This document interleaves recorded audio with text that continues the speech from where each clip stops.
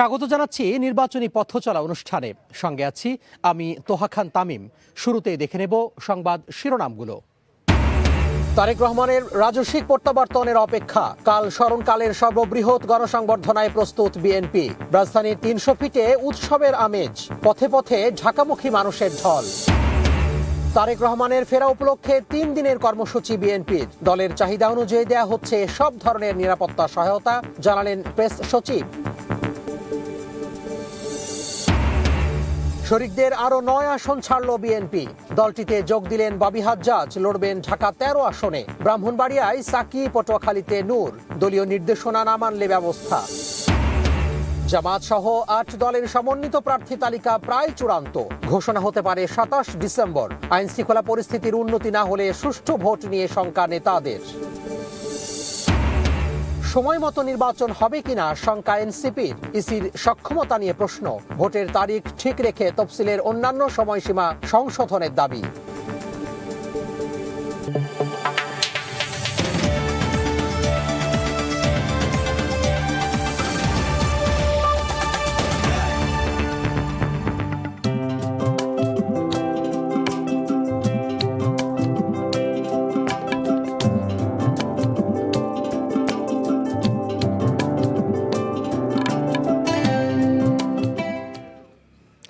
উত্তরের বিভিন্ন অঞ্চল ঘুরতে ঘুরতে আজকে আমরা চলে এসেছি সীমান্তবর্তীর আরও একটি জেলা ঠাকুরগাঁওয়ে। পৌষের শুরুতেই একেবারে জেঁকে বসেছে শীত, সেই সাথে নির্বাচনের যে উত্তাপ সেটি ছড়াচ্ছে। শুরু করছি সময় সংবাদের বিশেষ আয়োজন নির্বাচনের পথ চলা। আর এই শীতের আড্ডায় চলছে নির্বাচনে ভোটের আলাপ। আমরা একটি চায়ের যে আড্ডা, সে আড্ডায় চলে এসেছি। এই মুহূর্তে অবস্থান করছি ঠাকুরগাঁওয়ের সদর উপজেলার, এবং আমরা দেখতে পাচ্ছি যে এই চায়ের আড্ডায় নানা শ্রেণী পেশার মানুষ এখানে বসে আছেন, নানা বয়সী মানুষ এখানে বসে আছেন। আমরা একটু কথা বলার চেষ্টা করব। আমার হাতের ডানে দেখতে পাচ্ছি যে বেশ কয়েকজন বসে আছেন এবং কয়েকজন তরুণের সাথে আমরা কথা বলার চেষ্টা করব, জানার চেষ্টা করব সামনে যে নির্বাচন, ত্রয়োদশ জাতীয় সংসদ নির্বাচন, সেই সংসদ নির্বাচনে তাদের ভাবনা কি। সামনে তো নির্বাচন, এই নির্বাচনে আপনারা কি ভাবছেন? কেমন সরকার পেতে চান আপনারা? যে দেশের জন্য কাজ করবে অবাধ এবং সুস্থ, এবং এই ঠাকুরগাঁওয়ের মানুষের জন্য কাজ করবে। এবং ঠাকুরগাঁও ওই একেবারে অবহেলিত একটা জেলা, যেখানে কোনো শিল্প কারখানা বা ইন্ডাস্ট্রি কোনো কিছুই নাই, যা কোনো কিছু মানুষের চিকিৎসার জন্য হলেও রংপুরে যেতে হবে না, দিনাজপুরে। আমরা চাই এখানে যেন চিকিৎসা ব্যবস্থা হয়, যেন মিল কারখানা ইন্ডাস্ট্রি হয়, মানুষের কর্মসংস্থা হয় এবং সুস্থ যেন আমরা ভোট দিতে পারি, এরকম একটা সরকার এবং এরকম একটা প্রার্থী এবং আমাদের এমপি চাই। 12 ফেব্রুয়ারি ত্রয়োদশ জাতীয় সংসদ নির্বাচনের ভোট, গণভোট এবং জাতীয় নির্বাচনের ভোট। ভোট দিতে যাবেন তো? অবশ্যই ভোট দিতে যাবো। অবাধ এবং সুস্থ নির্বাচন হলে অবশ্যই যাব, যেখানে কোনো বিশৃঙ্খলা বা কোনো হানাহানি বা মারামারি কোনো কিছুই থাকবে না। তাহলে আমরা সবাই ঠাকুরগাঁওবাসী সবাই যায় ভোট দিবে। জি, অসংখ্য ধন্যবাদ। ত্রয়োদশ জাতীয় সংসদ নির্বাচন নিয়ে তাদের ভোট ভাবনার কথা তারা বলছিলেন। আমার হাতের বামে একটু যেতে চাই, বেশ কয়েকজন তরুণকে লক্ষ্য করছি, তরুণ তুর্কি, অর্থাৎ এই যে তরুণদের হাত ধরে কিন্তু আমরা নতুন বাংলাদেশ পেলাম। তাদের সাথে একটু কথা বলার চেষ্টা করব। সামনে যে নির্বাচন, এই নির্বাচনে আপনারা কি ভাবছেন? আমরা ভাবতেছি যে সামনে 12 তারিখে ভোট, সুষ্ঠু এবং নিরপেক্ষ ভোট হবে। সবাই আমরা যাব, নিরপেক্ষভাবে ভোট দিব, এবং এটাই আমাদের প্রত্যাশা আর কি। আপনি কি ভাবছেন? আমি শুনলাম না। আপনি যে সামনে ভোট দিতে যাবেন তো? জি, ইনশাল্লাহ আমি যাব। কেমন লাগছে এই যে সামনে নির্বাচনে ভোট দিতে যাবেন? কেমন ঠাকুরগাঁও দেখতে চান সামনে আপনারা? আলহামদুলিল্লাহ, ইতিপূর্বে 17 বছর আমরা কোনো ভোট দিতে পারিনি সুষ্ঠুভাবে। তো ইনশাল্লাহ আগামী 26 তারিখে, আগামী 26 সালের 12 ফেব্রুয়ারি জাতীয় সংসদ নির্বাচন হবে। ইনশাল্লাহ আমরা নিয়ত করেছি ওখানে সুষ্ঠুভাবে ভোট দেওয়ার জন্য। জি, অসংখ্য ধন্যবাদ। ভোট ভাবনার কথা শুনছিলাম কয়েকজন এই জেলার বাসিন্দার কাছ থেকে। তারা বলছিলেন যে তারা আশায় বুক বাঁধছেন যে সুষ্ঠু ভোট হবে এবং তারা ভোটে এই যে নির্বাচনে তারা ভোট দিতে যাবেন। কথা বলতে চাই আরও বেশ কয়েকজনের সাথে, জানার চেষ্টা করবো এই জেলায় বিভিন্ন যে সমস্যাগুলো রয়েছে সেই সমস্যাগুলোর কথা জানবো। কি কি সমস্যা আছে আপনাদের এই জেলায়? আপনার নাম কি এবং আপনি কি করছেন? জি, আমার নাম মোহাম্মদ মিনহাজ আলম, আমি একজন স্টুডেন্ট। আপনাদের জেলায় কি কি সমস্যা আছে? আমাদের জেলায় অনেক ধরনের সমস্যা আছে, যেমন আমরা আমাদের জেলায় একটি যেই সদর হাসপাতালটি রয়েছে এখানে চিকিৎসার মান একবারেই নিম্ন। আমাদের ছোট ছোট কারণেও চলে যেতে হচ্ছে রংপুর, দিনাজপুরে। তো সেই জায়গা থেকে আমাদের চিকিৎসা ব্যবস্থাকে এই জেলায় উন্নয়ন করতে হবে, সেই সাথে শিক্ষা ব্যবস্থা আরও উন্নয়ন করতে হবে, এবং আমাদের তরুণদের জন্য কোনো কর্মসংস্থান নেই এই জেলায়। তো সেই জায়গা থেকে আমাদের ভারী কয়েকটা শিল্প থাকলেও সেগুলো একেবারে ভঙ্গুর, বেসিক শিল্পনগরী থাকলেও সেটিও ভঙ্গুর অবস্থায়, তার কোনো অগ্রগতি নেই। তো সেই জায়গা থেকে আমরা প্রত্যাশা করব যে আগামীতে আমাদের এই জেলার জন্য যাতে করে যেই সরকারই আসুক তারা যেন কর্মসংস্থানের ব্যবস্থা করে তরুণদের জন্য, এবং আমাদের চিকিৎসা শিক্ষা এর মান যেন উন্নয়ন করে, এটাই চাইবো। জি, অসংখ্য ধন্যবাদ। এই যে ঠাকুরগাঁও জেলা সীমান্তবর্তী জেলা, প্রায় 5টি উপজেলার মধ্যে 4টি কিন্তু সীমান্তবর্তী, অর্থাৎ সীমান্ত ঘেঁষা। নানা সমস্যা রয়েছে, এখানকার মানুষ অভিযোগ করছেন। আমরা একটু কথা বলতে চাই এখানকার শিল্পায়ন নিয়ে, অর্থাৎ শিল্পাঞ্চল কী অবস্থা, এখানকার কর্মসংস্থান নিয়ে কথা বলতে চাই। আমার হাতের ডানে বেশ কয়েকজনকে লক্ষ্য করছি। এই জেলায় এতদিন ধরে যে শিল্পায়নের ব্যাপারটি, কি কি সংকট আছে, বড় বড় যে শিল্প প্রতিষ্ঠান সেটি এখনো গড়ে তোলা সম্ভব হলো না কেন, আপনার কি মনে হয়? আপনার নাম কি এবং আপনি কি করছেন? আমার নাম মোহাম্মদ আলমগীর হোসেন। আমার ইন্ডাস্ট্রি আছে নানাবল সাবান ফ্যাক্টরি। এটা উত্তরবঙ্গে বহুল পরিচিত প্রোডাক্ট। তো ঠাকুরগাঁ নিয়ে তো আমার অনেক ভাবনা। ঠাকুরগাঁ এই এলাকা আমাদের ভৌগোলিকভাবে একটি অঞ্চলে, দূরবর্তী অঞ্চলে আছে, যে আমাদের যেরকম পণ্য, কাঁচামাল পণ্য চিটাগাং থেকে নিয়ে আসতে হয়, এই ঠাকুরগাঁয়ে প্রায় 7 থেকে 800 কিলো ডিফারেন্স। এটা আমাদের জন্য অনেক কষ্টকর বিষয়। এখানে নতুন উদ্যোক্তা বা ইন্ডাস্ট্রিয়ালভাবে কেউ কিছু আগাইতে চাইলে অনেক কষ্টকর হয়ে যায় এই বিষয়ের।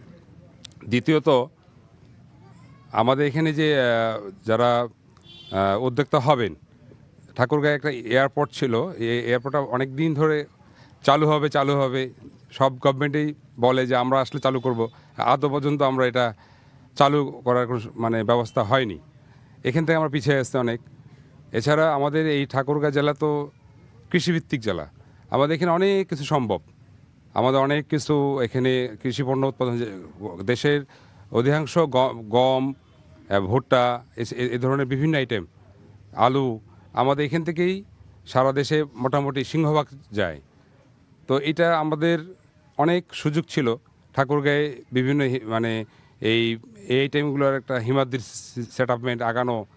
তাই আমাদের কৃষকদের যে কৃষকরাও পিছিয়ে আসছে, ব্যবসায়ী হিসেবে পিছিয়ে আসছে।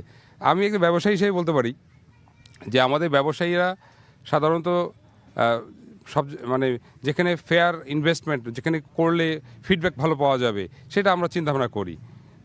আমাদের এখানে মূলত এই ইনভেস্টমেন্ট এরা আসতেছে না, কোনোভাবে আসতেছে না। একটাই কারণ, এখানে যোগাযোগ খুবই বিচ্ছিন্ন অবস্থায়। কেউ ঠাকুরগাঁ ঢাকা থেকে, যেমন আমি চায়না থেকে একজন চাইনিজ কোম্পানিকে ইনভাইট করছি, তারা ঢাকায় এসে আর ঠাকুরগাঁ আসবে না। তাকে গুলশানে আমি না হলেও 2 ঘন্টা বুঝেছি। অর্থাৎ যোগাযোগের কারণে অনেকেই এখানে আগ্রহী হচ্ছেন না। আপনার সাথে আরও কথা বলবো, আরেকজনের কাছে যেতে চাই। এই যে শিল্পায়ন হলো না, কাঙ্ক্ষিত শিল্পায়ন কেন হলো না, শিল্পাঞ্চলগুলো গড়ে উঠলো না কেন, শিল্প প্রতিষ্ঠানগুলো কেন, কোন সংকটের কারণে আপনি কি মনে করেন? বিসমিল্লাহির রহমানির রহিম। আমি মোহাম্মদ দেলোয়ার হোসেন। আমি একাধারে একটি কলেজের, আবুল হোসেন সরকার ডিগ্রি কলেজের প্রিন্সিপালের দায়িত্বে আছি, এবং সেই সাথে আমাদের সেলিম রেজা গ্রুপের আমি ম্যানেজিং ডিরেক্টর। আমাদের 10টি কোল্ড স্টোরেজ আছে, একটি অটোরাইজ মিল আছে, একটি জুট মিল আছে। তো ঠাকুরগাঁকে আমি সবসময় যেটাকে বিবেচনা করি, আমার কাছে যেটা মনে হয় যে ঠাকুরগাঁ বাংলাদেশের একেবারে উত্তরের জেলা। সেদিক থেকে ঠাকুরগাঁয়ে আমি সবসময় বিবেচনা করি যে ঠাকুরগাঁয়ে সব আছে, আবার কিছু নেই। এখানে মানুষ, আমরা প্রায় 20 লক্ষ মানুষ আছি ঠাকুরগাঁ জেলায়, কিন্তু এই 20 লক্ষ মানুষের জন্য যে সুযোগ সুবিধাগুলো থাকা প্রয়োজন, সেগুলোর এখানে আসলে কিছুই নেই। এখানে শুধুমাত্র কৃষি ছাড়া আর আসলে অন্য কিছুই নেই। এখানে ইন্ডাস্ট্রি বলতে কিছু কোল্ড স্টোরেজ, কিছু অটোরাইস মিল আর 2-1টা জুট মিল, এছাড়া এখানে কোনো ইন্ডাস্ট্রি নেই। আর ইন্ডাস্ট্রি হবার না হবার পেছনে যথেষ্ট কারণও আছে। ঠাকুরগাঁয়ে এখানে গ্যাস নেই, যে একটা ইন্ডাস্ট্রি করতে গেলে যে পাওয়ার যে সাপ্লাই প্রয়োজন, সেটার জন্য গ্যাস প্রয়োজন। এই যে সংকটগুলো বলছেন যে এগুলো হয়নি, বিগত দিনে যারা এখানে দায়িত্ব পালন করেছেন, জনপ্রতিনিধি ছিলেন, তারা কি এই বিষয়গুলো দেখেননি? বিগত সময়ে যারা এখানে দায়িত্বে ছিলেন, যারা যে রাজনৈতিক নেতৃবৃন্দ ছিলেন, তারা আসলে এই বিষয়গুলোতে খুব একটা আমি তাদেরকে অ্যাক্টিভ দেখিনি। তাদেরকে সবসময় না হলে ঠাকুরগাঁয়ে শিল্প হবে না, এটা আসলে হয় না। কারণ ঠাকুরগাঁয়ে শিল্প হওয়ার মতো, শিল্পাঞ্চল গড়ে উঠবার মতো এখানে যথেষ্ট সম্ভাবনা আছে। এখানে এই আপনি দেখতে পাচ্ছেন এখানে যে কচুবাড়ি, এই এলাকাটা কচুবাড়ি, এখানে একটা ইপিজেড হওয়ার কথা ছিল আজ থেকে প্রায় 15-16 বছর আগে। সেই ইপিজেডটি কিন্তু এখানে হয়নি। সেই ইপিজেডটি এখান থেকে নীলফামারী জেলায় চলে গিয়েছে এখানকার, এবং সেই ইপিজেডের জায়গাতেই আমরা সেখানে আমাদের অটোরাইস মিল করেছি, জুট মিল করেছি, কোল্ড স্টোরেজ করেছি, ওই জায়গাটাতেই। জি, ধন্যবাদ। আমি আবারও আপনার কাছে আসার চেষ্টা করব। এই যে বলা হচ্ছে যে যারা জনপ্রতিনিধি ছিলেন তাদের নানা ধরনের উদাসীনতার কারণে কাঙ্ক্ষিত যে উন্নয়ন সেটি আসলে হয়নি। আমার হাতের বামে কয়েকজন বসে আছেন। এই যে জনপ্রতিনিধির উদাসীনতা, আপনারা সামনে কেমন জনপ্রতিনিধি পেতে চান? তাদের কী গুণ থাকা উচিত? রাইট, অসংখ্য ধন্যবাদ সর্বপ্রথম সময় টিভিকে আমাদের নির্বাচনের কথা, আমাদের কথাগুলো শুনবার জন্য ধন্যবাদ জানাচ্ছি। আমরা চাচ্ছি, আমরা 54 বছর অতিক্রম করছি, আমাদের বাংলাদেশ, আমরা অনেক প্রতিনিধি পেয়েছি, কিন্তু যোগ্য প্রতিনিধি আমরা এখনও পাইনি, যার কারণে আমাদের ঠাকুরগাঁ সীমান্ত ঘেঁষে একটা জেলা। এই জেলাতে যেই মানের জনপ্রতিনিধি থাকা দরকার ছিল হয়তোবা ছিল, কিন্তু তাদের দৃষ্টিভঙ্গিটা আমাদের জনগণের দিকে না থাকার কারণে আমরা অনেক দিক থেকে পিছিয়ে আছি। এখানে মেডিকেল কলেজ নেই, বিশ্ববিদ্যালয় নেই। আমি ব্যক্তিগতভাবে খুবই মধ্যবিত্ত পরিবারের একটা ছেলে। আমি ঢাকা বিশ্ববিদ্যালয় কোচিংয়ের জন্য ঢাকা ফার্মগেটে গিয়েছি। এখানে যদি একটা বিশ্ববিদ্যালয় নেই, আমরা ঢাকায় গিয়ে পরিচয় দিতে পারি না। আসলে আমাদের ঠাকুরগাঁ কী আছে? বিমানবন্দর নেই, এখানে ইপিজেড নেই, এখানে বিশ্ববিদ্যালয় নেই, এখানে এগ্রিকালচার কলেজ নেই। এই জন্য আমরা চাচ্ছি যে আগামী দিনে এমন একজন নেতৃত্ব আসুক, সেটা যেই দলেরই হোক না কেন, যে জনগণের জন্য কাজ করবে, ঠাকুরগাঁর উন্নয়নের কাজ করবে এবং ইনসাফ এবং মানুষের অধিকার আদায়ের জন্য কাজ করবে। অসংখ্য ধন্যবাদ। ইনসাফ এবং মানুষের অধিকার আদায়ের জন্য কাজ করবে। এই যে পিছিয়ে পড়া যে জনগোষ্ঠী ঠাকুরগাঁও, তাকে আসলে টেনে তুলবে। এই যে জনপ্রতিনিধির কথা বলা হচ্ছে, সামনে যে নির্বাচন, এই নির্বাচন নিয়ে আপনাদের ভাবনা কি? সামনে কেমন বাংলাদেশ পেতে চান আপনারা? আমরা আসলে এই ঠাকুরগাঁও অনেক অবহেলিত একটি এলাকা। সেই অবহেলিত এলাকার কারণে আমরা আসলে অনেকভাবে পিছিয়ে আছি। বিশেষ করে আমাদের রাস্তাঘাট, আপনার বিভিন্ন ধরনের কোম্পানি, আপনার বিভিন্ন ধরনের আপনার যে ব্যবসার যে আপনার এই ঠাকুরগাঁও হচ্ছে একটা কৃষি প্রধান এলাকা। সেই হিসাবে সাধারণ মানুষ যারা কৃষি করে তাদের ন্যায্য মূল্যটা সঠিকভাবে পায় না বিভিন্ন কারণটা হচ্ছে আপনারা লক্ষ্য করছেন ঢাকা থেকে পঞ্চগড় পর্যন্ত একটি মাত্র রুট, যে রুটটা 2 লেন বিশিষ্ট। অনেক দিন থেকে আমরা শুনতেছি সেটা 6 লেন হবে, কিন্তু আসলে কিন্তু হচ্ছে না। অথচ এই রুটটা একমাত্র রুট ঠাকুরগাঁ থেকে পঞ্চগড় পর্যন্ত হচ্ছে না। আরেকটি বিশেষ করে এই এলাকার উন্নয়নের জন্যে, আমাদের এই এলাকা উন্নয়ন তো হয়ই নাই, বিশেষ করে রাস্তা, ব্রিজ, কালভার্ট এটা হয়নি। আমরা আশা করি, আমরা স্বপ্ন দেখি, আমাদের স্বপ্নটা এরকম, এই ঠাকুরগাঁটা যেন একটা আধুনিক শহর, আধুনিক গ্রামের মতন শহরটা যেন হয়, সেটা আমরা আশা করি।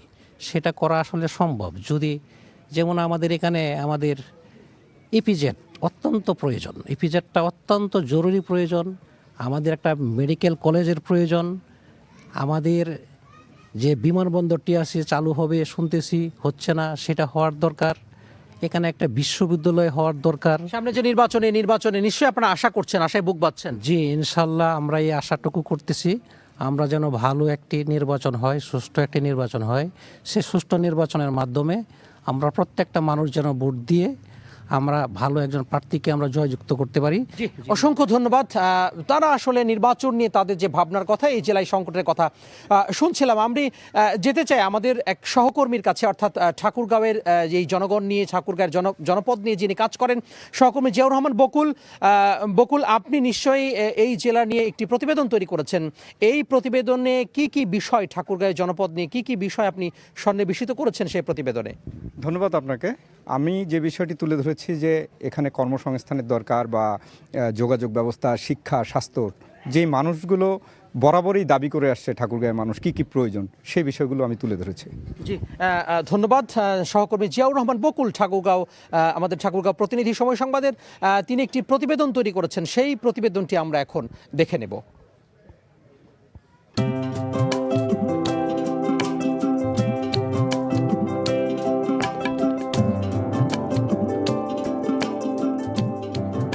উত্তরের কৃষিভিত্তিক জেলা ঠাকুরগাঁও। 12 লাখের বেশি ভোটারের এ জেলার অধিকাংশ মানুষের পেশা কৃষি। কৃষি প্রধান জেলা হিসেবে পরিচিতি পেলেও বিভিন্ন জেলার মানুষের আনাগোনায় ব্যবসা বাণিজ্যের প্রসার ঘটেছে দিন দিন। তবে থমকে আছে কাঙ্ক্ষিত শিল্পায়ন ও মেঘা প্রকল্প বাস্তবায়ন না হওয়ায়। এখানকার কৃষকের সবজি রাজধানী সহ বিভিন্ন জেলার চাহিদা মিটিয়ে যাচ্ছে বিদেশেও। তবে ন্যায্য দাম না পাওয়ার পাশাপাশি দীর্ঘ সময়েও গড়ে ওঠেনি কৃষিভিত্তিক কোনো শিল্প, ফলে বাড়ছে বেকারত্ব। যে ফসল উৎপাদন করতেছি গুদামজাতকরণ করে রাখতেও পারতেছি না। সবজিটা সংরক্ষণের একটা ব্যবস্থা থাকতো, তাহলে আমরা এই সবজিটা সারা বছর সংরক্ষণ করে এই বাজারজাত করতে পারতাম। ঠাকুরগাঁও ডিস্ট্রিক্ট শিল্পনগরীতে ভারী কোনো শিল্প কারখানা নাই। এখানে যদি ভালো বড় শিল্প কারখানা গড়ে ওঠে তাহলে কিন্তু বেকারত্বটা দূর হবে। রাজধানী ঢাকার সঙ্গে বিশাল দূরত্বের ভোগান্তি নিরসনে ভূমিকা রাখা 500 একরের বেশি জমিতে পরিত্যক্ত বিমানবন্দরটি এখনো অচল। খুঁড়িয়ে খুঁড়িয়ে রংপুর বিভাগে একমাত্র ঠাকুরগাঁও সুগার মিল চালু থাকলেও লোকসানের অজুহাতে 2 যুগের বেশি সময় ধরে বন্ধ রেশম কারখানা। 1987 সালে গড়ে ওঠা বিসিক শিল্পনগরীতে প্লাস্টিক, আটা, ময়দা, বেকারির কারখানা ছাড়াও গড়ে ওঠেনি বড় কোনো কারখানা। কৃষি পণ্য উৎপাদিত পণ্যগুলি যদি এখানে শিল্প কারখানা নির্মিত হয়, এখানে বড় বড় উদ্যোক্তারা আসেন, এখানে যোগাযোগ ব্যবস্থা যদি উন্নত হয়, আমাদের এখানে কৃষকরা সরাসরি উপকৃত হবে। যদি আমাদের এই আন্তর্জাতিক বিমানবন্দরটা হয়, সেক্ষেত্রে পণ্য ও যাত্রী পরিবহনের যে ভূমিকা রাখবে, সেক্ষেত্রে আমাদের কর্মসংস্থান হবে। এছাড়া ঠাকুরগাঁও সহ আশপাশ জেলার 45,000 মানুষের স্বাস্থ্যসেবার ভরসাস্থল ঠাকুরগাঁও জেনারেল হাসপাতাল। কিন্তু হাসপাতালটিতে কাঙ্ক্ষিত সেবা না পেয়ে মেডিকেল কলেজ, বিমানবন্দর, ইপিজেড ও পাবলিক বিশ্ববিদ্যালয় স্থাপনে সম উন্নয়নের দাবিতে আন্দোলন চলছে বছরের পর বছর ধরে। এইখানে একটা হাসপাতাল, মেডিকেল কলেজ করা খুবই দরকার, তাহলে আমরা এই এলাকার মানুষ উপকৃত হবে। জনগণের মৌলিক অধিকার আদায়ের জন্য বছরের পর বছর রাজপথে আন্দোলন করা হয়েছে। আমরা চাই আগামী বাংলাদেশে আমরা যেন এই বৈষম্যের শিকার না হই। অন্যদিকে ছড়িয়ে ছিটিয়ে থাকা অসংখ্য রাজবাড়ি, ইতিহাস সমৃদ্ধ মসজিদ ও এশিয়ার সবচেয়ে বড় আমগাছ সহ নানা স্থাপনা পর্যটনে উন্মোচন করতে পারে এক নতুন সম্ভাবনার দ্বার। বরাদ্দ বৈষম্যের শিকার না হলে মৌলিক অধিকার বাস্তবায়নের পাশাপাশি আগামীর বাংলাদেশে উত্তরের জেলা ঠাকুরগাঁয়ের মানুষের প্রচেষ্টায় উজ্জ্বল অর্থনৈতিক জেলা হিসেবে পরিণত হবে। জিয়াউর রহমান বকুল, সময় সংবাদ, ঠাকুরগাঁও। সহকর্মী জিয়াউর রহমান বকুলের তৈরি করা যে প্রতিবেদনটি ঠাকুরগাঁও এই জনপদ নিয়ে করা, সেই প্রতিবেদনটি আমরা দেখছিলাম। উঠে এসেছে সেই প্রতিবেদনে নানা ধরনের সমস্যা, সংকট এবং সম্ভাবনার যে গল্প। এখানকার মানুষ আশায় বুক বাঁধছেন সামনে নির্বাচন নিয়ে, সেই নির্বাচনের কথাও আমরা কিন্তু শুনছিলাম। আমরা একটু যেতে চাই, ঠিক একটু পেছনের দিকে যেতে চাই। চায়ের দোকানে বেশ আড্ডা জমে উঠেছে। আপনারা দেখছেন সময় সংবাদের বিশেষ আয়োজন নির্বাচনের পথচলা। আমরা কথা বলতে চাই এই জেলার যে কর্মসংস্থানের বেশ অভাব রয়েছে। এখানকার মানুষ কিন্তু অভিযোগ করছেন আমাদের কি কি সমস্যা আছে আপনাদের এখানে কর্মসংস্থান নিয়ে, কেন হলো না, কেন হচ্ছে না, সংকটটা আসলে কোথায়? ধন্যবাদ আপনাকে আমাদের ঠাকুরগাঁওর মতো প্রত্যন্ত অঞ্চলে এরকম একটা অনুষ্ঠান করার জন্য। আমি যদি আসলে বলতে চাই, আমাদের ঠাকুরগাঁয়ে ধরেন অনেক শিক্ষিত বেকার আছে, কিন্তু কোনো ভারী শিল্প কলকারখানা নেই, যেখানে অনেক মানুষ বেকার ঘুরে বেড়ায়, কোনো কাজকর্ম নেই। আমাদের দাবি হচ্ছে আমাদের ঠাকুরগাঁয়ে ভারী শিল্প কলকারখানা এবং ইপিজেড সহ সুগার মিল এবং যে ছোটোখাটো যে শিল্প কলকারখানাগুলো আছে, এগুলো যেন অতি দ্রুত সামনে যে সরকার আসবে উনি যেন চালু করার ব্যবস্থা করে, মানুষের যেন কর্মসংস্থান হয়। জি, ধন্যবাদ। যেই বন্ধ মিলগুলো রয়েছে, শিল্প প্রতিষ্ঠানগুলো রয়েছে, সেগুলো তারা বলছেন যে যেন এগুলো খুব দ্রুত খুলে দেওয়া হয় এবং সচল করার কারণে এখানকার এই জেলার মানুষের যে কর্মসংস্থান, সেই কর্মসংস্থান সৃষ্টির জন্য তারা বারবার করে বলছেন। যেতে চাই, আপনার নাম কি এবং আপনি কি করছেন? আমি অ্যাডভোকেট ইমরান হোসেন চৌধুরী, আমি আইনজীবী। আমরা একজন আইনজীবীকে পেয়ে গেছি। আপনি বলবেন যে এই যে কর্মসংস্থান সৃষ্টির জন্য কি কি বিষয়গুলো গুরুত্ব দেওয়া উচিত? সামনে যিনি জনপ্রতিনিধি হয়ে আসবেন তার প্রথম যে গুরুত্ব, সে কোনটা দেওয়া উচিত? কোন সেক্টরে তিনি কাজ করতে চান, কাজ করতে পারেন? আমাদের এই ঠাকুরগাঁও জেলা কৃষি প্রধান জেলা। এখানে প্রচুর আলু উৎপাদন হয়, কিন্তু আলুকে প্রক্রিয়াজাতকরণের কোনো কারখানা নেই। এখানে প্রচুর ভুট্টা উৎপাদন হয়, ভুট্টাকে প্রক্রিয়াজাতকরণ করে খাদ্যকে রূপান্তর করে যে বিদেশে রপ্তানি করার কোনো কারখানা তৈরি হয়নি। এখানে গম প্রচুর উৎপাদন হয়, কিন্তু গমকে কেন্দ্র করে কোনো শিল্প ইন্ডাস্ট্রি আজ পর্যন্ত গড়ে ওঠেনি। এখান থেকে আমরা 16 ঘন্টা জার্নি করে আমরা ঢাকা যাই। 16 ঘন্টা জার্নি করে ঢাকা গিয়ে আমরা পরীক্ষা দিই, যে আমাদের ছেলেমেয়েরা পরীক্ষা দেয়, তারা ক্লান্ত হয়, সেই মেধার যোগ্যতায় টিকে থাকতে পারে না। এইখান থেকে যে বিমানবন্দরের যে প্রয়োজন, এখানে আমাদের ঠাকুরগাঁর থেকে 3 ঘন্টা জার্নি করে রংপুর মেডিকেল কলেজে চিকিৎসা করতে যেতে হয়। 3 ঘন্টা যেতে যেতে রুগী রাস্তার মধ্যে মারা যায়। এখানে একটা মেডিকেল কলেজের খুবই প্রয়োজন, এবং সেই সঙ্গে আমাদের যে কৃষিভিত্তিক ইপিজেড, এটা হলে এই এলাকার মানুষের একটা কর্মসংস্থান হবে, এই এলাকার মানুষ হতাশা থেকে মুক্তি পাবে, এই এলাকার মানুষ কাজ করে তারা সচ্ছলভাবে চলতে পারবে। এই এলাকার মানুষের বড় চাওয়া এই অঞ্চলের। জি, ধন্যবাদ। এই যে কাঙ্ক্ষিত কর্মসংস্থান, এই কর্মসংস্থান কেন হচ্ছে না, কি কি বিষয় সন্নিবেশিত করলে মানুষের কর্মসংস্থান বাড়বে, আপনার কি মনে হয়? ধন্যবাদ আপনাকে সময়টুকু কথা বলার জন্য, সুযোগ করে দেওয়ার জন্য।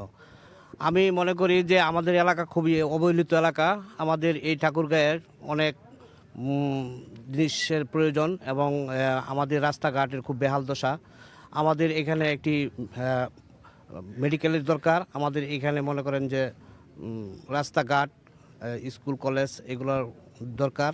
আমাদের একটি হার্ট, মানুষের যে হার্ট অ্যাটাক করে মানুষ মারা যায়, এই যে হার্টের যে একটা চিকিৎসা, এই চিকিৎসাটা করার জন্য আমাদের ঠাকুরগাঁয়ে একটা অতি জরুরি একটা এই হাসপাতালে আমরা আশাবাদী করছি, আমরা আশা করছি। জি, ধন্যবাদ। নানান বিষয়ে উঠে আসছে, বিশেষ করে শিক্ষা, স্বাস্থ্য, কৃষি নিয়ে মানুষের বেশ অভিযোগ রয়েছে যে এত দিনেও কিন্তু, অর্থাৎ প্রায় অর্ধশত পার হয়ে গেছে দেশের বয়স, এবং এই জেলার মানুষ এখনো পিছিয়ে পড়ে আছেন।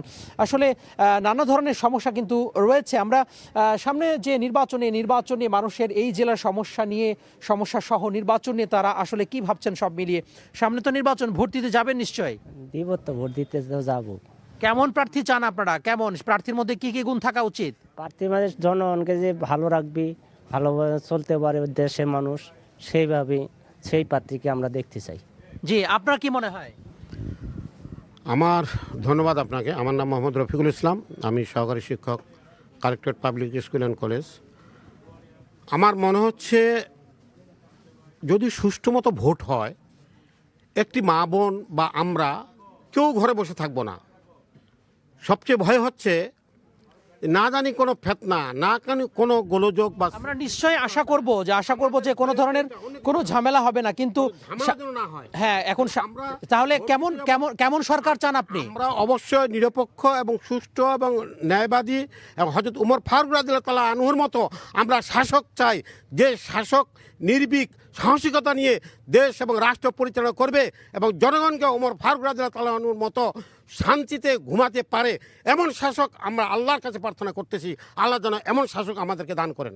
জি, ধন্যবাদ। যেন জনগণের সেবা করতে পারে এই ধরনের শাসক তারা চাচ্ছেন। আপনার কি মনে হয় সামনে যে নির্বাচনে আপনি কেমন প্রার্থী চান? জি, আমি দুলাল দাস। আমি সামনে যে সরকার চাচ্ছি সেটা যেন অবশ্যই জনগণের পক্ষের সরকার হয়, জনগণের যা চায় সেই মতো কাজ করতে পারে সরকারের, সেই ধরনের সরকারই আমি চাচ্ছি। এবং আমাদের দেশে এবং আমাদের এলাকায় যেটা মাদকের যে একটা বিষয় আছে, সেই বিষয়টাকে যেন সরকার অত্যাধিকভাবে লক্ষ্য করে, আমি সেই রকম সরকার চাচ্ছি।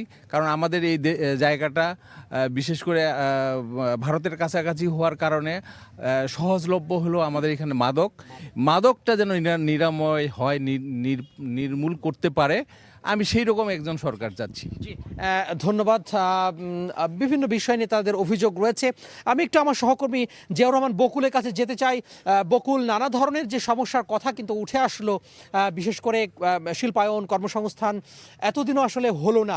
আপনার কি মনে হয়? আপনি তো মাঠে ঘাটে কাজ করেন, নানাজনের সাথে যে তথ্যপত্র এগুলো নিয়ে আপনি সংগ্রহ করে থাকেন, এই যে নানা বিষয় নিয়ে বলা হচ্ছে যে কর্মসংস্থান, কৃষি, শিক্ষার বিষয়ে বলা হয়েছে, এই বিষয়গুলো আসলে কেন হলো না?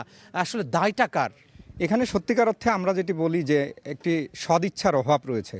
যারাই হচ্ছে রাষ্ট্র ক্ষমতায় আসছে এবং প্রতিনিধিত্ব করছে, সেই জায়গা থেকে দেখা গেছে যে তারা অনেক ক্ষেত্রেই নিজেদের আখের গুছিয়েছে, এমনটি অভিযোগ করেছেন কিন্তু স্থানীয়রা। আমরা সেই বিষয়গুলো তুলে ধরেছি। যেমন স্বাস্থ্য খাতে আমরা দেখেছি যে বরাবরের মতো বছরের পর বছর ধরে, যেমন সরকারের নিয়ম আছে 2 বছরের বেশি চিকিৎসকরা থাকতে পারবে না, অথচ সেই স্বাস্থ্য খাতে দেখা যাচ্ছে চিকিৎসকরা যারা আছে ঠাকুরগাঁও জেনারেল হাসপাতালে, তারা 3 বছর, 4 বছর, 5 বছর পর্যন্ত তারা এই জায়গাটিতে আছে, বাইরে প্র্যাকটিস করতেছে। এই যে মানুষ দূর দূরান্ত থেকে আসছে, 40,000 মানুষের কিন্তু এই স্বাস্থ্যসেবার আশ্রয়স্থল হচ্ছে জেনারেল হাসপাতাল, সেখানে স্বাস্থ্যসেবা নিশ্চিত হয়নি। এইরকম কিন্তু দেখা গেছে যে বড় বড় যেই ইন্ডাস্ট্রিগুলো গড়ে উঠবে সেই ইন্ডাস্ট্রি কিন্তু এখানে গড়ে ওঠেনি। বিসিক শিল্পনগরী যেমন আছে, ক্ষুদ্র ব্যবসায়ীরা তারা দেখা গেছে যে আটা, ময়দা, চিনি বা বেকারির মতো যেই প্রতিষ্ঠান সেগুলো কিন্তু গড়ে উঠেছে। বড় ভারী কোনো বা মাঝারি কোনো শিল্প সেখানে গড়ে ওঠেনি।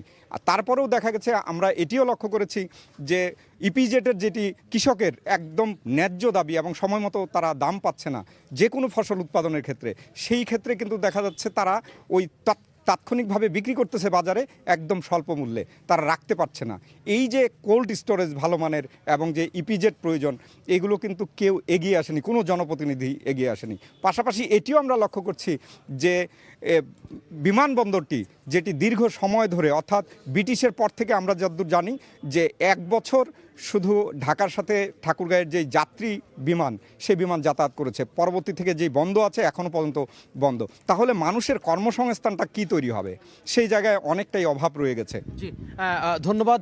আমরা একটু কথা বলতেছিলাম আমার সহকর্মী জিয়াউর রহমান বকুলের কাছে। তিনি বেশ কিছু বিষয় নিয়ে, অর্থাৎ জনপ্রতিনিধির উদাসীনতার কথা কিন্তু বারবার করে উঠে আসছে তার কথা এবং যারা এখানকার বাসিন্দা রয়েছেন তার কথাই। আমরা একটু শিক্ষা নিয়ে কথা বলতে চাই। এখানে আমার হাতের ঠিক শেষ দিকে চায়ের দোকানে বসে আছেন। জেলায় শিক্ষার কি অবস্থা, আপনার পরিচয় দিবেন এবং আপনার নাম কি? আমার নাম মোহাম্মদ আতাউর রহমান, আমি সহকারী অধ্যাপক হিসাব বিজ্ঞান। তো ঠাকুরগাঁয়ে 24-এর যে আন্দোলন ছিল সেটা ছিল যে মেধা না কোটা, কিন্তু আমরা দেখছি যে 26 সালেও আমরা লটারির মাধ্যমে ভর্তি হতে দেখেছি। তাহলে এই যে আন্দোলন, এত রক্তক্ষয়, এত শহীদের রক্তের যে মূল্য, এই মূল্যবোধ আমরা লক্ষণীয় পাচ্ছি না।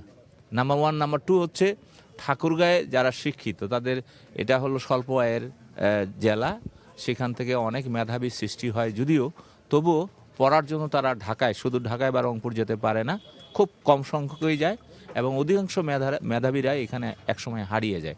কারণ ঠাকুরগাঁও সরকারি কলেজে যে অনার্স মাস্টার্স আছে সেখানে এত শিক্ষকের স্বল্পতা, যেখানে 7 জন থাকার কথা সেখানে 1 জন বা 2 জন আছেন, যার ফলে পড়ালেখার মান ঠাকুরগাঁয়ে মাধ্যমিক থেকে উচ্চ পর্যায়েও খুব খারাপ। আমাদের ঠাকুরগাঁওর সাধারণ মানুষের দল মত নির্বিশেষে একটা আবেদন ছিল, যেটা ঠাকুরগাঁও একটা পাবলিক বিশ্ববিদ্যালয় হোক এবং ঠাকুরগাঁওর পড়ালেখার মান উন্নত হোক, মেধার মাধ্যমে শিক্ষক নিয়োগ দেওয়া হোক। সেটা হলো না কেন? হ্যাঁ, সেটা হলো না কেন, এটা আমাদের আবেদন। যে ঠাকুরগাঁয়ে মানুষের 24 পরবর্তী সরকারের কাছে আমাদের আবেদন, ঠাকুরগাঁও জনগণের পক্ষ থেকে, যে ঠাকুরগাঁও পাবলিক বিশ্ববিদ্যালয় সহ শিক্ষার পরিবেশ ভালো মান উন্নত করার জন্য প্রয়োজনীয় পদক্ষেপ নেবেন। জি, ধন্যবাদ। এই যে শিক্ষার বিষয়ে নানা ধরনের কথা উঠে আসলো, আপনার কি মনে হয় শিক্ষার কি কি সংকট আছে? শিক্ষার সংকট বলতে কি, যে আসলে আমাদের এই উত্তরাঞ্চলে এটা হচ্ছে মূলত হচ্ছে কৃষিভিত্তিক জেলা। আর এখানে যারা বিভিন্ন প্রতিষ্ঠানে পড়াশোনা করছেন এবং দেখা যাচ্ছে যে তারা একটা ভালো ভার্সিটি, যে একটা ভালো ভার্সিটি হলে ভালো জায়গায় পড়তে পারবে যারা ছাত্রছাত্রীরা আছে, সেটি কিন্তু এই ঠাকুরগাঁয়ে গড়ে ওঠেনি। এই যে সরকারি স্কুলগুলো রয়েছে, প্রাথমিক বিদ্যালয়গুলো রয়েছে, এখানে শিক্ষার মান কেমন এবং শতভাগ উপস্থিতি হয় কিনা, অর্থাৎ শিশুরা যায় কিনা? এখানে যেগুলো স্কুল রয়েছে, এখানে অবশ্য একটা জিনিস কি, যে এটা হচ্ছে একটা গরিব অঞ্চল। দেখা যাচ্ছে যে এমন কিছু ফ্যামিলি আছে যে তারা অর্থের অভাবে ঠিকমতো তাদের বাচ্চার যে বই কিনে দিতে হবে, যে ব্যাগ কিনে দিতে হবে, সেটা কিন্তু এখনও পর্যন্ত এই অঞ্চলটাতে কমপ্লিট না। এখনও প্লাস্টিকের ব্যাগে বা চটের ব্যাগে করে এখানকার যারা বাচ্চারা আছে তারা স্কুলে যায়। এখন এইভাবে ভাগ্যের যে পরিবর্তন সেটি এতদিনও হয়নি এবং বলা হচ্ছে যে এই যে শিক্ষার যে ব্যবস্থাপনা, সেটি খুব দ্রুতই তারা এর সমাধান পেতে চান। আমরা কথা বলছিলাম উত্তরের সীমান্তবর্তী জেলা ঠাকুরগাঁওয়ের মানুষের চাওয়া পাওয়া এবং না পাওয়ার গল্প শুনছিলাম। আমরা একটু যেতে চাই বরগুনায়। সহকর্মী সাইফুল মিরাজের তৈরি করা একটি রিপোর্ট রয়েছে, অর্থাৎ নবীন এবং প্রবীণ ভোটাররা সামনে নির্বাচনে কি ভাবছেন, এই তাদের ভোট ভাবনা নিয়ে সহকর্মী সাইফুল মিরাজের তৈরি করা একটি রিপোর্ট রয়েছে। সেই রিপোর্টটি আমরা এখন দেখে নেব।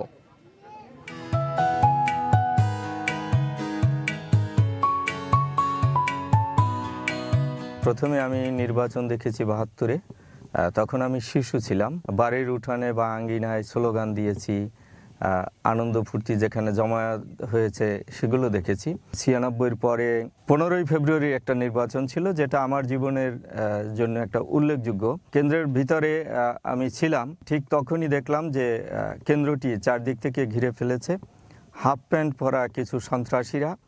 তাদের হাতে আগ্নেয়াস্ত্র ছিল, তারা সেখানে ব্যালট বাক্সগুলো কুপিয়ে কুপিয়ে নষ্ট করলো, ব্যালট পেপারে আগুন দিল। অন্তর্বর্তীকালীন সরকারের অধীনে এখন একটি সংসদ নির্বাচন হতে যাচ্ছে, এই নির্বাচনটাকে আপনি কিভাবে দেখতে চান? আকাঙ্ক্ষা আমাদের অনেক, কিন্তু বর্তমান যে পরিবেশ, সেই পরিবেশে নির্বাচনটা সুষ্ঠু নিরপেক্ষ হবে কি না এটা নিয়ে আমাদের সংশয় আছে। আমরা চাই একটা নিরপেক্ষ নির্বাচন হোক, সুষ্ঠু নির্বাচন হোক, একটা ভালো নির্বাচন হোক, জনগণের ভোটের মাধ্যমে একটি সরকার গঠিত হোক। যেন তেন একটা নির্বাচনের মধ্য দিয়ে যদি কোনো সরকার গঠিত হয়, সেই সরকার 6 মাস বা 1 বছরের বেশি টিকবে না, আবার গণ আন্দোলনের মুখে পড়বে, আবার বিশৃঙ্খলা হবে, এবং এমনও হতে পারে যে এই দেশটা একটা গৃহযুদ্ধের দিকে চলে যেতে পারে।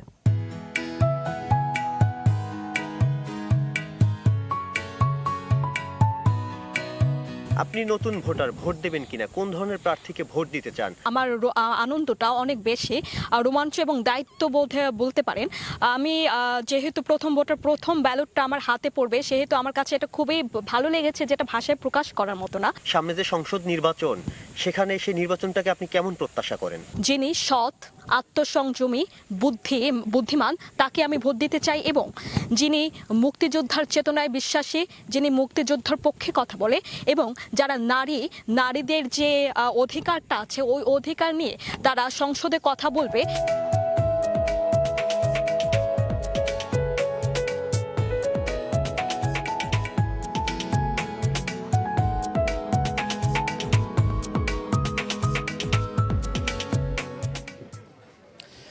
আমরা বরগুনার নবীন এবং প্রবীণ ভোটারদের ভোট ভাবনা নিয়ে একটি প্রতিবেদন দেখছিলাম। সেখানে ত্রয়োদশ জাতীয় সংসদ নির্বাচনে তাদের ভাবনা কি সেটি উঠে আসলো। আমরা আবারও ফিরছি ঠাকুরগাঁয়ের মানুষের বিভিন্ন সমস্যা নিয়ে আমরা কথা বলছিলাম শিক্ষা নিয়ে। আমরা একটু স্বাস্থ্যের খবর জানতে চাই যে স্বাস্থ্যের কি অবস্থা, অর্থাৎ এখানকার মানুষের স্বাস্থ্য ব্যবস্থা নিয়ে আমরা একটু কথা বলতে চাই। এই যে জেলায় নানা ধরনের সমস্যা আছে, বিভিন্ন সমস্যার কথা এখানকার মানুষ বলছিলেন, বিশেষ করে শিল্পায়ন, কাঙ্ক্ষিত যে কর্মসংস্থান সেটি হয়নি। স্বাস্থ্য ব্যবস্থার কি আছে আপনি একটু বলবেন যে কি পরিস্থিতি? ধন্যবাদ সময় টিভিকে। আমি ডাক্তার ইহসান, ডেন্টাল সার্জন, বর্ডারঘাট হাসপাতাল, ঠাকুরগাঁও, এবং বর্তমান সভাপতি বাংলাদেশ কেমিস্ট অ্যান্ড ডায়াগনোস্টিক সমিতি, ঠাকুরগাঁও জেলা। আসলে আমাদের এখানে 250 শয্যা বিশিষ্ট একটা হাসপাতাল রয়েছে, যেখানে পর্যাপ্ত ডাক্তারের অভাব, পর্যাপ্ত নার্সের অভাব এবং জনবলের অভাব। এই যে 250 শয্যা বিশিষ্ট জেলায় যে হাসপাতাল আছে, এটি পর্যাপ্ত কিনা? এটা কখনোই পর্যাপ্ত নয়, কারণ আমাদের এখানে ঠাকুরগাঁও জেলার পাশে পঞ্চগড় জেলা আছে, দিনাজপুর এবং নীলফামারী, তারপর হচ্ছে আরও কয়েকটা থানা আমাদের সাথে জড়িত আছে। প্রায় 40 লক্ষ লোকের এই আনাগোনা চলে এখানকার 40 লক্ষর মাঝখান থেকে যে রোগীগুলো আসে সেগুলো ঠাকুরের উপরে ডিপেন্ডেন্ট। আর আরেকটা কথা হচ্ছে, একটা জেলায় আপনার সরকারিভাবে নিয়ম হচ্ছে 2 বছর থাকার কথা একটা ডাক্তারের, সেদিকে দেখা যাচ্ছে যে কোনো ডক্টর 7 বছর, 8 বছর, 10 বছর এবং কি সর্বোচ্চ 15 বছর পর্যন্ত রয়ে গেছে এখানে। তো সে যেটা করেন সেটা হচ্ছে তার নিজস্ব প্র্যাকটিসের প্রতি একটা ব্যস্ততা থাকে, সে কারণে সে নির্দিষ্ট সময় বাদ দিয়ে অন্য কোনো সময় এটাতে হাসপাতালে আসেন না। আরেকটা হচ্ছে যে আমাদের ঠাকুরগাঁও জেলায় কিছু আপনার ক্লিনিক গড়ে উঠেছে, ক্লিনিকগুলোও এরকম একটা অবস্থা যে নির্দিষ্ট জায়গায় ডাক্তাররা যাবেন, অন্য কোনো ক্লিনিকে যাবেন না। এটা একটা বড় সমস্যা। এই যে অব্যবস্থাপনা, যে চিকিৎসকরা তারা থাকতে চান না, এই বিষয়ে সরকার যে সংস্থাগুলো রয়েছে, স্বাস্থ্য বিভাগ রয়েছে, তারা এই বিষয়গুলো তদারকি করেন কিনা, আপনাদের চোখে পড়ে কিনা? আমার যেটা মনে হয় এখান থেকে, যেটা হচ্ছে যে দলীয়করণের যে একটা ব্যাপার ছিল, সেই ব্যাপারটা অনেক বেশি প্রভাব খাটায়। থাকতে চায় না সেটা না, ব্যাপারটা হচ্ছে যারা এখানে অবস্থান করতেছে ঠাকুরগাঁয়ে, তারা এখান থেকে সরতে চায় না। অন্যান্য ডিপার্টমেন্টে যে আসবে, যেমন এই 40 লক্ষ লোকের বসবাসের মাঝখানে আমাদের ঠাকুরগাঁও জেলায় কিন্তু একটা আইসিইউ ব্যবস্থা নেই। শুধুমাত্র আমাদের বিজিবিতে 4টা বেড আছে আইসিইউ এর, আর গোটা ঠাকুরগাঁও জেলায় কোনো আইসিইউ এর ব্যবস্থা নেই, সিসিইউ এর ব্যবস্থা নেই। তাহলে মুমূর্ষু রোগী কোথায় যায়? মুমূর্ষু রোগী যেতে আমাদের আসলে ম্যাক্সিমাম যে ঘটনাগুলো ঘটে থাকে, রংপুর বা দিনাজপুরে যেতে অর্ধেক রাস্তাতেই তাদের জীবনটা চলে যায় আর কি। যেহেতু আমাদের এখানে হাতে গোনা কিছু এয়ার অ্যাম্বুলেন্স আসে ঢাকা থেকে, কিছু কিছু লোকজন ঢাকায় চলে যায়। আর ঢাকায় যেতে যে সময়টা লাগে সেই দিক থেকে দেখতে গেলে রংপুরে যেতে একই সময় লাগে। এই যে দূরত্ব, কথা বলছিলাম স্বাস্থ্য ব্যবস্থার যে রুগ্ন অবস্থা সেটি নিয়ে, আমরা একটু সাধারণ মানুষের সাথে কথা বলতে চাই। চাচা মিয়া, এই যে সরকারি হাসপাতালে গিয়ে চিকিৎসা পাওয়া যায় গেলে? না না, আমার অসুখ আমি বলতে পারবো না। কি অবস্থা স্বাস্থ্য ব্যবস্থার? আপনার কি মনে হয়, আপনার অভিজ্ঞতা কি? চিকিৎসা ঠিক মতো পান আপনারা? চিকিৎসা পাই কোনো রকম আর কি, সদর গেলে পাওয়া যায়। সদর যেতে কতক্ষণ সময় লাগে আপনাদের এখান থেকে? এই 20 মিনিট 20-30 মিনিট লাগে। জি, আমরা একটু ভেতরে যেতে চাই, অর্থাৎ চায়ের দোকানের যে চায়ের আড্ডা চলছে, আমরা একটু কথা বলতে চাই কয়েকজনের সাথে। স্বাস্থ্য ব্যবস্থার কি অবস্থা আপনারা কি মনে হয়? সরকারি হাসপাতাল বা বেসরকারি যে ক্লিনিকগুলো আছে সেগুলোতে ঠিকমতো চিকিৎসা পান আপনারা? সরকারি হাসপাতালগুলোর কি অবস্থা? পাই, চিকিৎসা পাই। সেটা কি পর্যাপ্ত চিকিৎসা? পর্যাপ্ত চিকিৎসা পাওয়া যায়? যায়, চিকিৎসা পাওয়া যায়। আপনারা যান? যাই। যারা যারা অনেক অসুস্থ মুমূর্ষু রোগী যারা, তাদের কি অবস্থা হয়? তাদেরও চিকিৎসা হয় ওইখানে। অনেকে বলছেন ঢাকায় যেতে হয়, বা ঢাকায় যে যাওয়ার যে ব্যবস্থা, ওই ঢাকা বা দিনাজপুর, রংপুর ওই দিক যেতে হয়। ডাক্তারকে পান আপনারা? পাই পাই পাই। জি, ধন্যবাদ। সামনে যে নির্বাচন, এই নির্বাচনে আপনাদের আশা কি?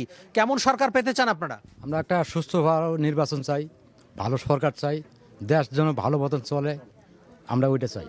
জি, দেশ যেন ভালো মতো চলে, সবারই কিন্তু আশা যে দেশ যেন ভালো মতো চলে, সেই বিষয়ে তারা বারবার করে এই কথায় আসলে বলার চেষ্টা করছেন। আমরা কথা বলতে চাই, এই যে বলা হচ্ছে যে বিভিন্ন ধরনের যে বিষয়, অর্থাৎ তারা মানুষ বলছেন যে স্বাস্থ্য, শিক্ষার যেই সমস্যাগুলো রয়েছে সেই সমস্যাগুলো নিয়ে তারা বারবার করে তারা বলছেন যে এগুলো যেন ব্যবস্থার উন্নয়ন করা হয়। মাদকের একটি অভিযোগ এখানে এসেছে, যে বিষয়গুলো, সেই বিষয়গুলো নিয়ে একটু কথা বলতে চাই সাধারণ মানুষের সাথে। এই যে আপনাদের এখানে সীমান্তবর্তী যে উপজেলা রয়েছে প্রায় 4টি, এখানে মাদকের অনেকে অভিযোগ আসছে, আপনাদের অবস্থা কি মাদক নিয়ে? মাদক আছে, মাদক এলাকাতে মাদক চলে। পুলিশ প্রশাসন কি এটি দেখে না? হ্যাঁ দেখে, আসামি ধরে নিয়ে যায় আবার ছাড়ে দেয়, এই আর কি।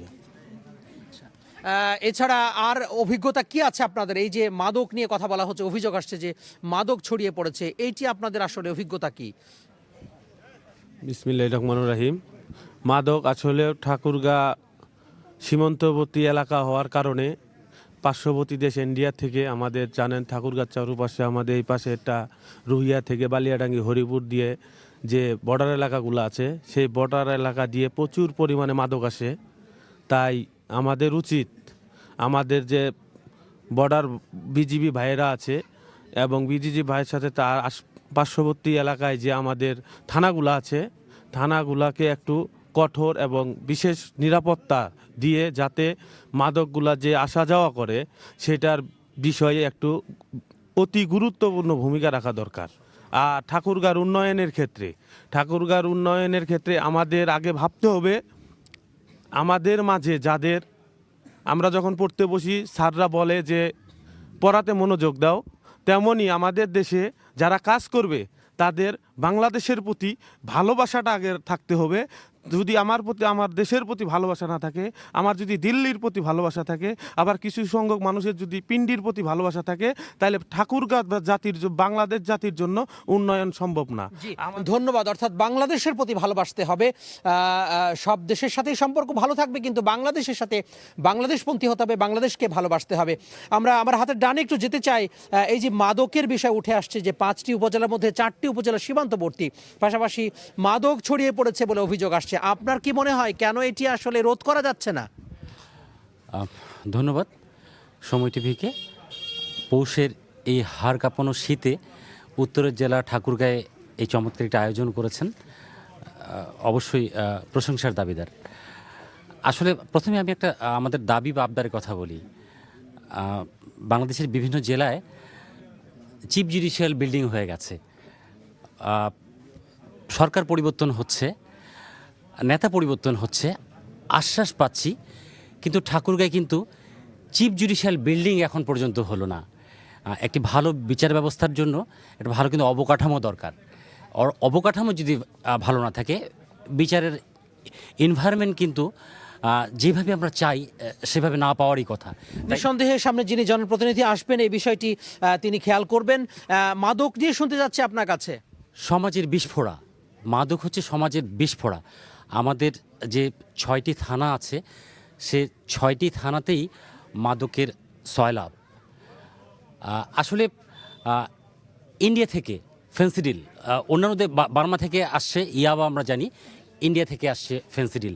আসলে এই মাদক নির্মূলের জন্য সর্বোপরি কিন্তু দুই দেশের সীমান্ত রক্ষী যারা আছে এদের কিন্তু একটা বড় ভূমিকা পালন করতে হবে।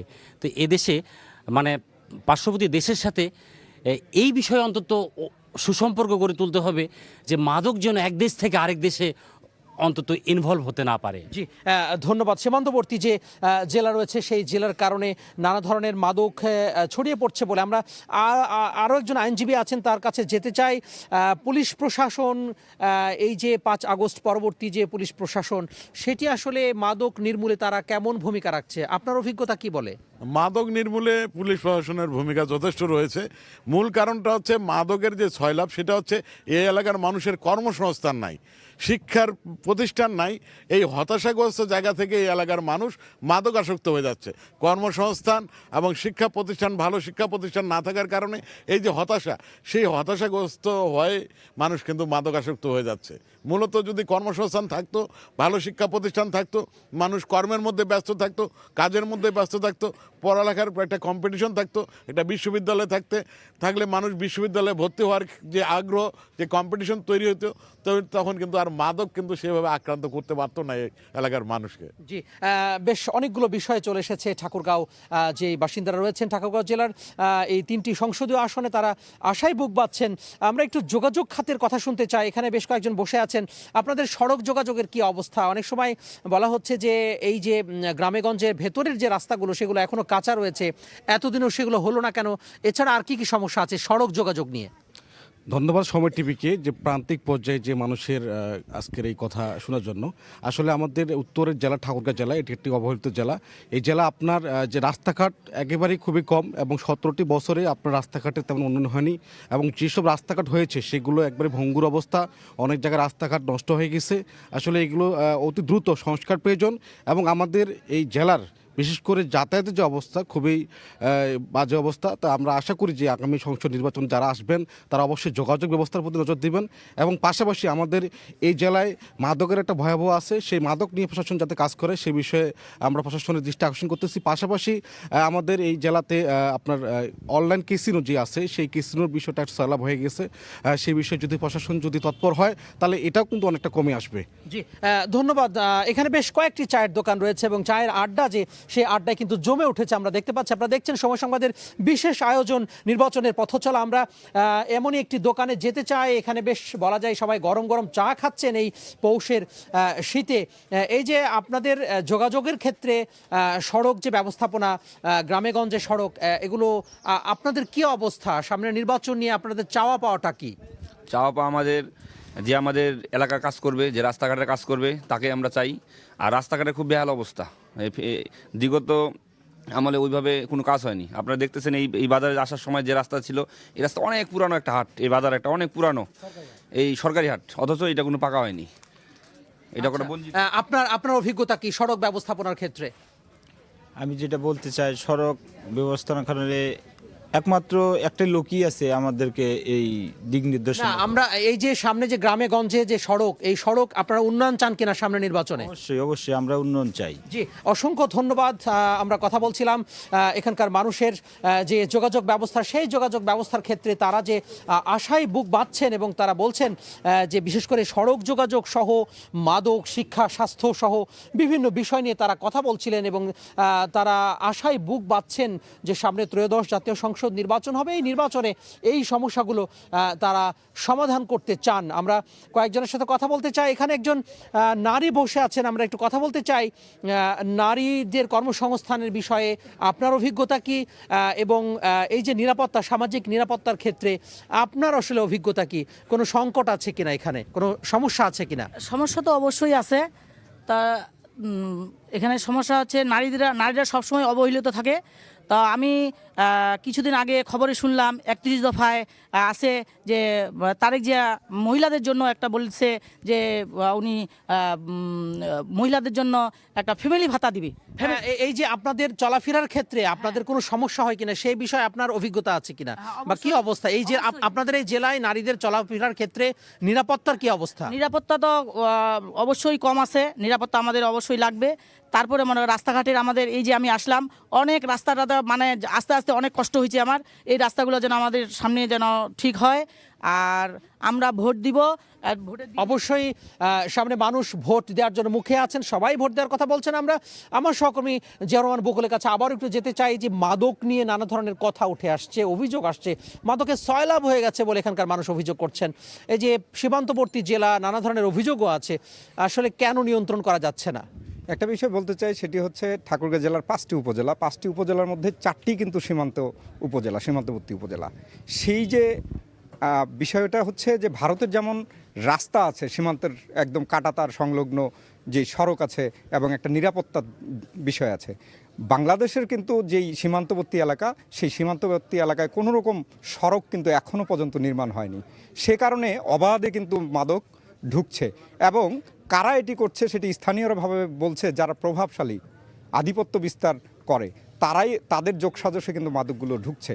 আমরা এটিও লক্ষ্য করছি যে মাদকের বেশ কিছু স্পট রয়েছে, কিন্তু নির্দিষ্ট পরিমাণে স্পট থাকলেও প্রশাসন জানার পরেও ওই ব্যবসায়ীদেরকে ধরছে না। ধরছে কাকে? একজন মাদক যারা সেবন করে তাকে নিয়ে যাচ্ছে, তাকে ধরে নিয়ে যাচ্ছে, আবার দুদিন পরে ছেড়ে দিচ্ছে। এই যে ধরছে না, তাহলে দায়টা আসলে কার? কেন ধরছে না? না, এই জায়গাটি হচ্ছে যে যারা জনপ্রতিনিধি তাদেরকে আরও কঠোর নির্দেশনা দিতে হবে প্রশাসনকে। তারা যদি দেয় এবং প্রশাসন যদি কাজ করে ভালোভাবে, তাহলে সেই জায়গায় মাদক মুক্ত করা সহজ হবে, এবং মানুষকে সচেতন করা এবং শিক্ষা ব্যবস্থা, কর্মসংস্থান সব মিলিয়ে যদি একটি পরিবেশ সৃষ্টি হয়, তাহলে মাদক নির্মূল হবে বলে মানে সবাই বলছেন। জি, ধন্যবাদ বকুল। এখানকার বরাবরই একটি কথা উঠে আসছে যে জেলায় যে নানা ধরনের কর্মসংস্থানের অভাব, মানুষ বেকার বসে আছেন, অর্থাৎ অলস বসে আছেন, যে অলস সময় কাটানোর সময় অনেকে মাদক গ্রহণ করছেন, পাশাপাশি জনপ্রতিনিধিদের কঠোর হওয়া। আমরা আরও একজন আইনজীবী রয়েছেন, তার কাছে একটু যেতে চাই। এই যে সামাজিক নিরাপত্তার ক্ষেত্রে যে বিভিন্ন সমস্যাগুলোর কথা উঠে আসলো, এগুলো আসলে পুলিশ প্রশাসন, তাদের কি কোনো নিষ্ক্রিয়তা আছে? আসলে সেভাবে বলা যাবে না, নিষ্ক্রিয়তার কথা বলা যাবে না। আসলে আমরা নিজেদের অবস্থান থেকে সবাই যদি ভালো থাকার চেষ্টা করি, তাহলে কিন্তু মাদকটা অনেকটাই কমে আসবে। এখানে আমার সন্তানের ভালো দেখার দায়িত্ব যেমন আমার, আপনার সন্তানের কার সাথে মিশছে, কি করছে সে, এগুলো দেখার দায়িত্ব কিন্তু আমার। পাশাপাশি মাদকের যে স্পটগুলো রয়েছে সেগুলো তো চিহ্নিত, তাহলে পুলিশ কেন ব্যবস্থা নিচ্ছে না এগুলো? পুলিশ ব্যবস্থা নিচ্ছে না এটা বলা যাবে না। পুলিশ ব্যবস্থা নিচ্ছে, আসামি ধরছে, জামিন হয়ে যাচ্ছে। আর এটা কিন্তু আমি বলি, মাদক হচ্ছে, যারা মাদক বিজনেস করে, এটাই হচ্ছে one way route. It's easy to in বা ডিফিকাল্ট টু আউট। এটা কিন্তু একটা ব্যক্তি যখন মাদক সেবন শুরু করে বা মাদকের ব্যবসা শুরু করে, সেখান থেকে কিন্তু বের হয়ে আসার কিন্তু সম্ভাবনা অত্যন্ত সীমিত। এই সমাজ কিন্তু তাকে সেভাবে ভালোভাবে মেনে নিতে পারে না। তাই আমি বলবো দৃষ্টিভঙ্গির পরিবর্তন দরকার, আমাদের দৃষ্টিভঙ্গির পরিবর্তন দরকার। নিঃসন্দেহে দৃষ্টিভঙ্গি সহ জনসাধারণের যে সচেতনতা, সেটি যেমন প্রয়োজন, প্রশাসনিক যে কঠোরতা সেটিও প্রয়োজন। যারা জনপ্রতিনিধি আসবেন, এই যে বিভিন্ন বিষয়গুলো জেলার উঠে আসলো, বিশেষ করে কর্মসংস্থান, শিল্পায়ন, কৃষি, স্বাস্থ্য, শিক্ষা সহ বিভিন্ন বিষয় উঠে আসলো, সেই বিষয়গুলো তারা নজর দেবেন বলে এখানকার মানুষ আশায় বুক বাঁধছেন। এবং যে সামনে নির্বাচন, ত্রয়োদশ জাতীয় সংসদ নির্বাচন, সেটি নিয়েও তারা আশায় বুক বাঁধছেন। এই ছিল আজকের নির্বাচনে পথ চলা অনুষ্ঠানের ঠাকুরগাঁও জেলার মানুষের আশা আকাঙ্ক্ষার গল্প। আমরা আগামীকাল উত্তরের কোন একটি জেলায় দেখা হবে। সে পর্যন্ত ভালো থাকুন, সুস্থ থাকুন, সঙ্গে থাকুন সময়ের।